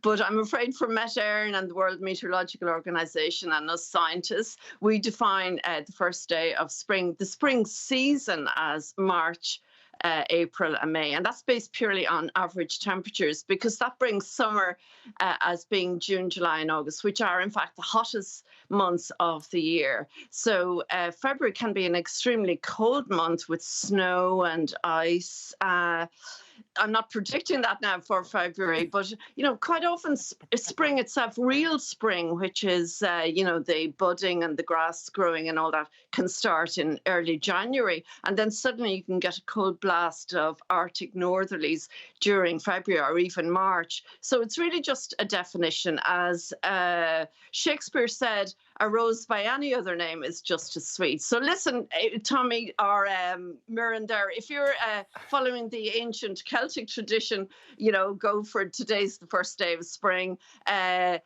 Temperature-wise, it's the first day of March. So, that's yes, all. I agree with you, Evelyn. The first March is the start of spring. What, right, get off the fence now, Evelyn. For you, what are you March? Oh, totally. Yeah, yes, yeah. Thank you. I agree with you. March, yeah. So it has been, obviously, a lot of people say 1st of February because it's Brigid's Day. It goes back to, as you mentioned, seasons and light. Can we officially say, as of today, there's a grand old stretch in the evening, though, Evelyn? There's been a stretch in the evening of about 1 to 2 minutes since the 21st of December. So do you follow that Twitter, a grand old stretch? That's great. So he gives the amount. So it's nearly an hour now. There's a stretch in the evening. Really? So I think, yeah. Because we increased by 1 to 2 minutes in the morning and in the evening since the 21st of December and going on until the 21st of June. But yeah, look, it's a great time, you know, for those of us who've fallen off the wagon and missed our diets from the 1st of January. Now, you know, let's start fresh today and enjoy the lengthening evenings. Well, but official meteorological spring is the 1st of March. But today, look, enjoy it and go and make those sentences. From the Oracle. Yes. Well, can you tell us now, you have the bank holiday next weekend, so people will be hopefully getting out and about. Weather forecast for the weekend, what are we looking at? A bit mixed. All right. No sign of any snow anyway, which is a relief. But, you know, already we can see the trees and the flowers budding out. So, you know, everything to look forward to. And the lambs, the little baby lambs, that's where the ancient tradition, Imbolic or something like that, you know, like Samhain, it's an ancient Celtic thing, started on the 1st of February due to, you know, the lambs beginning to emerge. Yeah. Evelyn, you're not committing to the weather, so it's mixed. It's mixed. They're scientific and traditional, is what she's saying. I love that we are actually getting, I know you're holding your phone, I've been looking at your bookshelf as well there. We're getting a gawk inside Evelyn Cusack's house. It looks lovely. You're making me dizzy, Evelyn. I'm so sorry. I'm so sorry. Actually, I've just looked back and see a picture of a penguin. My daughter did that years ago. But the penguins hate St. Bridget's Day because, think about it, the penguins down on the South Pole, they've been enjoying their summer. And, you know, the winter will be setting it down. They're heading into 6 months of dark weather. So, you know, big shout out there to our poor penguins. Shout out to the penguins. Hold on. Headline on The Sun. Evelyn Cusack, penguins hate St. Bridget. I love the sign as well. We are all made of stars as well. Lovely. Oh my God. Evelyn, we love to be invited into your home. And it's that 50 Shades of Grey there too. At least I'm up and dressed. Now you're doing a talk on this tonight, Evelyn. Thank you. Oh, yeah, thanks for that. Yeah, in DIAS in town, and it's free. So, you know, everyone's welcome. So please come along and we'll have a bit of crack and questions and answers. That's lovely. Tickets are available at Eventbrite. It's on from 7 until 8 p.m. tonight in DIS on the Burlington Road. Evelyn Cusack, thank you so much for joining us. Great. Thanks, Evelyn. Cheers. He is like Frank. You're going to be laughing at that joke all day. I have to read Tina's message. It's spring today. Midsummer's Day is the 21st of June, which is the middle of summer, which is May, June, July. That's what I... No! There you go. June, July and August is summer. I'm sticking with Evelyn. June, July and August is summer. No. Yeah, there you go. Anyway, time for a break. That was a laugh. Fair play to Evelyn. I love Evelyn Love it. Cusack. Top comedy couple Fred Cooke and Julie J. They're in the building. They're going to be chatting to us after the break. No. Our next guests are, well, comedy couple goals, making the nation laugh on the regular. It's never a dull moment when we're joined by comedians. We rarely get to have them together. Julie J. and Fred Cooke. Hello, guys. How are you? Morning, guys. Thanks for having us. It was the comedy fraternity got together. We got to see the comedy world, and you went, yeah, we're gonna hook up. But when you got together, it all involved a smoking area and a pleather jacket. Oh, funny. The smoking area. Yes, you heard the story. Yes. So basically, well, I suppose I knew Fred to see. I knew him to see. And I am essentially walking evidence that as a non-smoker, if you hang out in a smoking section long enough, you will get the shift. So that's just a top tip. But we were in Cork and I had, you know, the nice pleather jacket you have that everyone thinks is from Topshop, but it's actually pleather. Yep. And I had left the pub door closed behind me and I'd left my jacket inside and it was the nice pleather jacket. So I was like, who will I text? And I was with a mate and she was like, you know what, text Fred and tell him to get the jacket. So I texted Fred, but you were shifting someone else actually at the time. Yeah. So he didn't get back. Yeah. Yes, I was. Taking the phone up behind your back. Sorry, what? Oh. He didn't even read the text. I don't even think, he didn't even look at it, to be I was fair. shifting in America, and American people think shifting is picking something up and placing them somewhere else. So. Yeah, so, well, and luckily... Is that what you did? We're getting on great. So luckily for me, she was American, and her visa ran out and she had to go home. And then, so that was kind of... So that meant you had a chance. Yes, so there was only for deportation. There was only one horse in the race at that stage. And then, when did we met? Where did we meet after that? No, the Seamus Sands, yeah. Yes. And Fred. Her dreams are romantic dreams are made. That gig, that actual gig, there was a deal on that night. And you could have a meal and then comedy. But a lot of people didn't know this. And someone actually rang in beforehand and went, can I just have the meal? If that's okay. That's when you know comedy isn't going well. When they were like, chicken burgers are funnier than me. Like, just have the burger if that's okay. I'd look at Fred for an hour. Well, listen, to get in through the door, a burger's a good way to get it, isn't it? But you met, did you go to Galway? Is that so? Yes, yeah. How did that happen? Galway So you to come kind of into had the to like. equation. Now this is when it turns into 90s thriller, Tommy. Okay, so I've got all my post-its on the wall. So Fred gave me a lift I to my woke up, car. she's at the end of the bed. She had a dinner, breaking me legs. Fred said to me, you gave me a lift to my car. And he said, I think he was, looking back, he was probably trying to get me out of the car. But he was like, if you're ever passing through Galway, let me know, because that's where he lived at the time. Yeah. By the way, who's passing through Galway? I mean, maybe if you're going to Inishbofin, passing through Galway. So little did he know just how mad I was. So I orchestrated a reason to be in Galway. A couple of weeks later, we went for lunch. And the rest is history, I suppose. Yeah. Even though he did, after the date, we were texting, and then his last text was a thumbs up. So it's, I mean, we are the couple who shouldn't have made it. Even you went, oh. I love a thumbs up text, but not really at the old. Not when I think there's actually marriage material here. Yeah.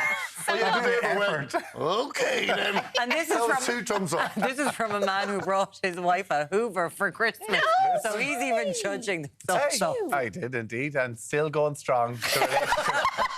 The relationship, not the Hoover.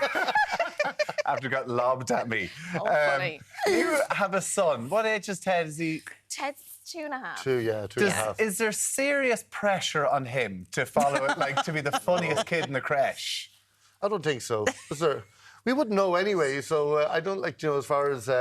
I don't think there is. You were saying he might go against us. Yeah, he might go get... I feel like he could end up getting a job with the pension. You know, he might rebel. Because kids do, you rebel against your parents, don't you, a bit? So he'd probably end up being an accountant. Where are you going? I'm going to Mass. Leave me alone here. You don't have to. I want to go. He's so cute. Look at him. He is, I mean, I don't know if we've got to report him to someone because he's gaslighting you, Oh, Julie. funny. Now, I did mention this week. Yes. So he is 2.5. So we're kind of in the trenches at the moment. We're at that terrible 2 stage. I am being gaslit on the regular, I have to say. Like, even a couple of days ago, and this happens quite often. Now, if anyone's just come on now. Fred's like, it's not. It does get confusing. I'm talking about the 2-year-old. But like even a couple of days ago now, he asked me for toast. I was like, no problem, went off, made the toast, came back in. He's absolutely disgusted. I hate toast. I don't like toast. I never asked you for toast. 10 minutes later, he comes out and tells me he loves toast. So basically, I am being gaslit. Like if he was a boyfriend wherein the girls would be like, you need to break up with him. You need to delete him from your WhatsApp. He's not good for you. Red basically. flag. Red flag central. At the age of 2, you see it just coming straight from the womb. Bad news from the start. Listen, it doesn't get any easier either. Like, I have a 2-year-old and a 5-year-old. They're both as bad. But and you can know because if you pick up the Irish Independent today, parenting expert there giving his advice on parenting today. Don't do it. No, it's great. It is great. How does Ted cope with you both the touring schedules? Because he's fine. Like, you're both busy. When Julie's on the road, he's devastated to see Julie go. Like, even if it's just for one night. But for me, he practically has my bag packed. Look at that. He take your time. He leaves you off. So I don't know. He could be a bit of a sexist. I'm not sure because he really doesn't want to see me working. But like Don Draper over here, he'll happily wave him off. Yeah. and I believe that today is today a big day for you, Fred. You like a bit of St. Bridget. You talk about her in your shows. Yeah, I bought her book in lockdown, and I was intrigued by her. I guess because it's old. Autobiography, she's 7th century, she's 9th century, and like her miracles, like she gave loads of sheep to the impoverished, and she claimed loads. She got loads of land, around the Curragh. But her greatest miracle is the bank holiday Monday. It's unbelievable, isn't it? And she got rid of dry January. Unbelievable. She's so moment. You still can't get over that. Who's Pope Francis? Have I anything to do with this one, have I? But he's always been into St. Bridget. I mean, I think there is kind of, when he talks about St. Bridget, I know that sounds so bad. But you know about the rosary beads? St. Bridget came up with that because she took it from Egyptian beads. I went, let's make this religious for Ireland, and that's how the rosary beads came with St. Bridget. That's not a punchline, that's a real thing. That's a real thing. Give me 10 minutes, I'll think of something funny about that, but right now I can't. But also, I just love Tommy's going, Pamela Anderson up in his wall as a teenager, Fred. St. Bridget. I know. Honestly, Marian, I'm going through his jean pockets just pulling out rushes. Like, he is... I'm pretty sure Fred is having an affair with St. Bridget. Like, every time he talks about her, it's just a whack of, there's always been 3 of us in this marriage. Like, he loves St. Every parent is like, get off your Nintendo, and I was like, I'll be out in a minute, Mum. I'm just making one more cross. I love it. Listen, what's life? What's Valentine's Day? Is do you still... We have a competition for Valentine's Day, both of us. Did I tell you about it? Oh, yeah. yes, yeah. Someone gets to babysit our son, so it's fantastic. So we get to go out ourselves for the night. Yeah. Everyone enter, you can DM us, and you win the competition of free childcare for the evening. Because we don't spend a lot of time together. In all seriousness, it would be nice to do something. Yeah. Maybe we will. There we go. Okay, keep tuned to see. He's going out with a blow up of St. Bridget. It's all of it. Are you touring at the minute? Yes. You're all over the place, right? Fred, you're on tour. I am. I have a tour coming up called Right Said Freddie. And I'm gigging in Listowel as well in St. John's Theatre there. I can't wait. And back in Meath as well, like so. Oh, he gets to go home. Yeah, fantastic. And oops, this is toxic. We're in Limerick, Waterford, Greystones, and we're on sale tomorrow for Liberty Hall. Oh, Liberty Hall! I'm very excited. Fantastic. That's amazing. I know. You'll have to come. That's your show. I will be there. I swear to God. And Tommy. Yeah, be there. Love a good laugh. You can find out more at fredcookcomedian.com and juliejcomedy.com. I've thoroughly enjoyed that this morning. I just didn't expect the same Bridget thing. Love it, guys. Thanks so much for coming and talking to us. Thanks for having us. Give us a good old laugh. Welcome back now. Time for a delicious dish that won't break the bank. Edward Hayden was set the challenge by Alan. This is your favourite. I love a mince stew. Yes, you were talking about the mince stew.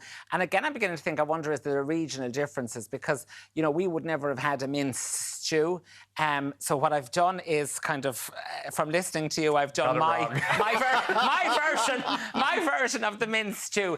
But again, it's lovely. It's maybe what people might have called as a savoury mince or whatever. I mean, yes, people exactly. are familiar with doing the stew as in like the stewing beef and whatever. Now, I know there was one lady down in Graignamanagh and she used to do a mixture of the two. The mince and the beef. And the stewing beef, All and she used right. to have it all in for her family on a Saturday. But the great thing about this, you were saying you can do a full pot of this for the family for about €7. Yeah, listen, it's a nice economical dish, and people are always looking for that. Now, what I will say, the caveat I will say, is that you can do whatever you like with it yourself. There's lots of variations. Yeah. So what I've got here is I've just got some vegetables that I've chopped, and I'm just going to sauté those up in a little bit of rapeseed oil. So what I've done is I've got what I would call the basic soup vegetables. So I've got carrots, leeks, onions and celery. So again, if I was doing any sort of a stew or a casserole or a one-pot wonder of any sort, those would be the kind of the four basics that I would use to start off with. Now, again, maybe you might decide to put in some turnip or swede in with that. You might put a bit of celeriac in there as well. Some people put parsnip in their stew. I would never put parsnip in a stew. What but about some people parsley do. and thyme? That's a very old traditional of course one. you can. And I'm going to put in some mixed herbs. Now, I have some mixed herbs to put in here in just a minute as well. If you've young kids as well, like there's so much goodness there, so much veg, absolutely. and it all gets kind of melted down. It all and boiled gets kind down. of mashed up or mushed up together, so they are kind of concealed, if you like, by and large. Now, I've got some minced beef here then. So again, what I would do, and just to kind of tell people at home, assuming that if you had the time at home, you could just give the vegetables another minute or two. They don't have to be sautéed too much. And you can see what I'm doing with the mince. I've popped on my glove there, and I'm literally just kind of flaking it in for all the world, so that it doesn't go in too large chunks. I don't want to be putting in like a kind of a big block of mince. And you do want some fat in the mince, don't you? You want the nice bit of fat. Now, again, we seem to be obsessed with the percentage of fat in meat at the minute. So I've gone for something with like a 10% fat, because you do want the bit of fat to give you the nice flavour. Once that flavour goes, it will render down, but it will give you and impart all of that lovely flavour into the beef. So just continue to seal that off. And as you can see, I've kept my heat on a nice, good, robust heat, particularly when frying mince.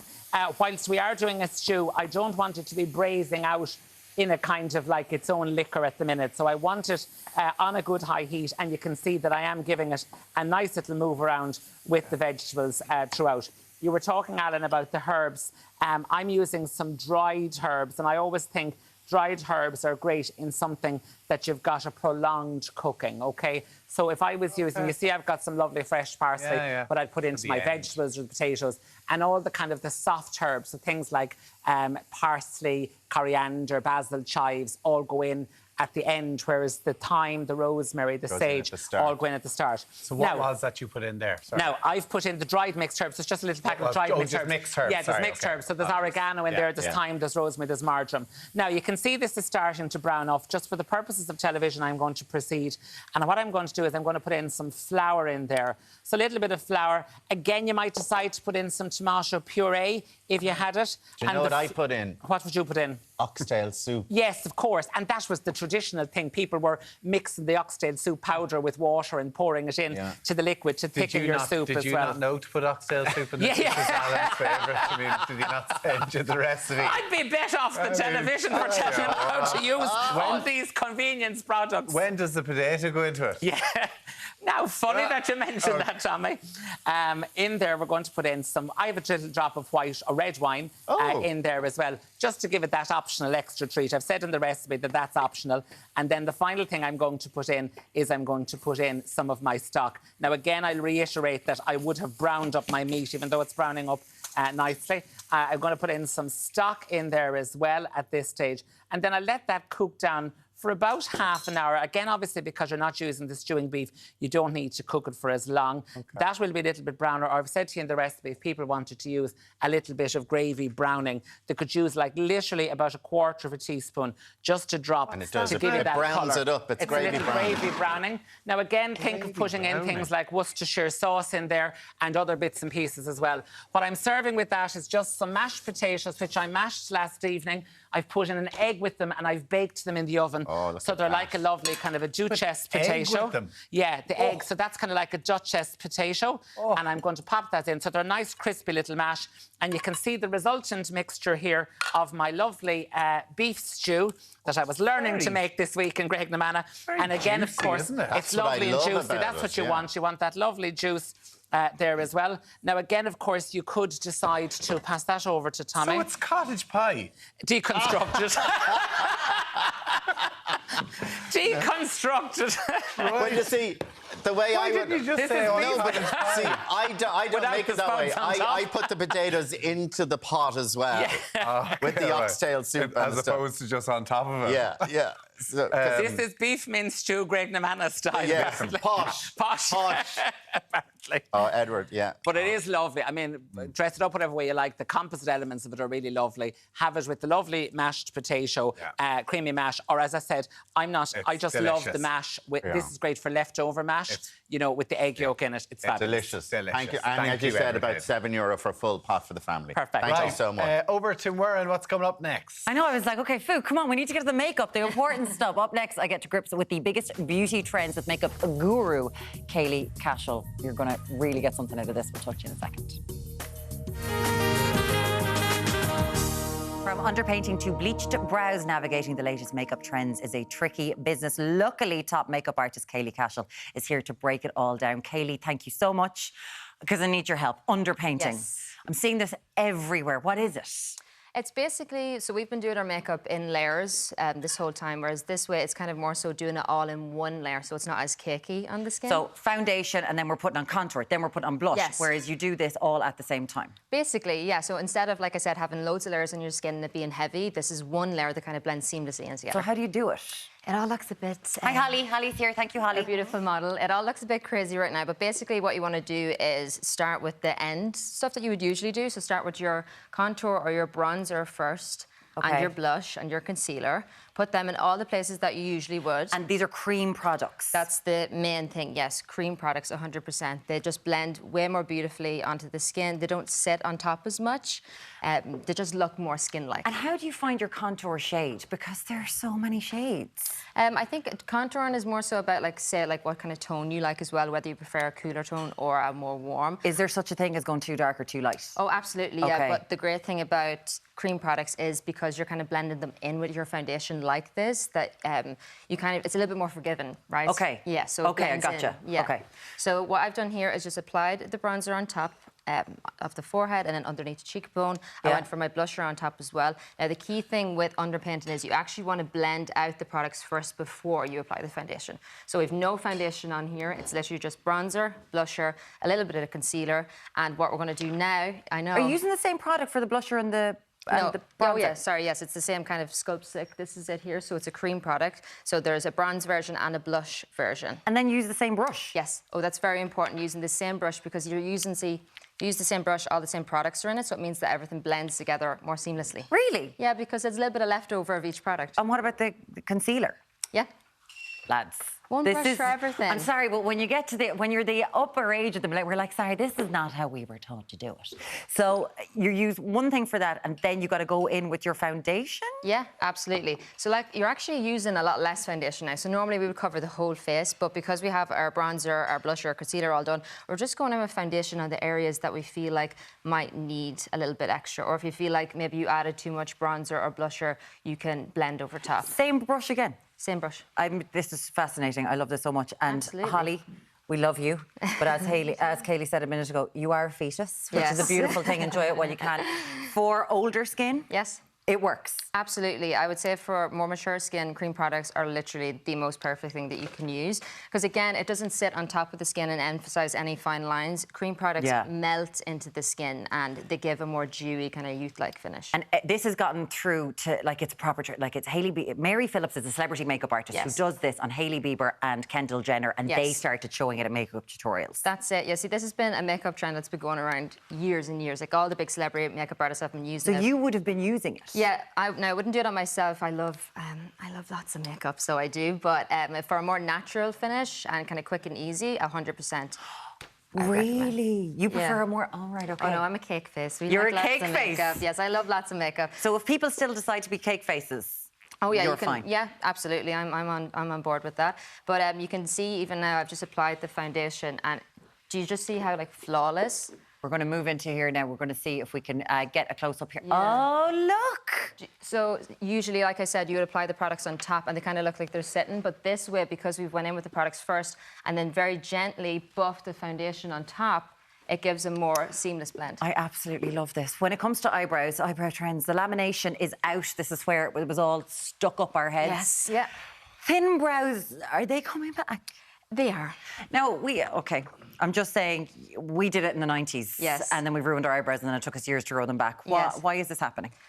I think people get sick of seeing the same thing. Okay. We like to kind of like change it up a bit. But what I would say is put the tweezers down. Yes. Okay, you don't need to pluck it away. If you want to go for that kind of thinner brow look, you could even try it with some eyeshadow first, or you could conceal your brow first and then go in with eyeshadow if you like, just to try it on yourself. Yes. Before you go mad. Oh, don't pluck it away. Honestly, teenagers, don't do it. Yes. It's so hard to... You never get them back again. Can we talk about lipstick? Because there's trend. What's going on with lipstick? So I think we're kind of moving towards this kind of worn-in makeup kind of look. I think people are liking to even say like their eyeliner to make it look like it's been worn a little bit longer. A little bit more smudgy, not as perfect, I would say. So my favourite kind of little trick that I've been doing on my lips is I literally just applied the lipstick.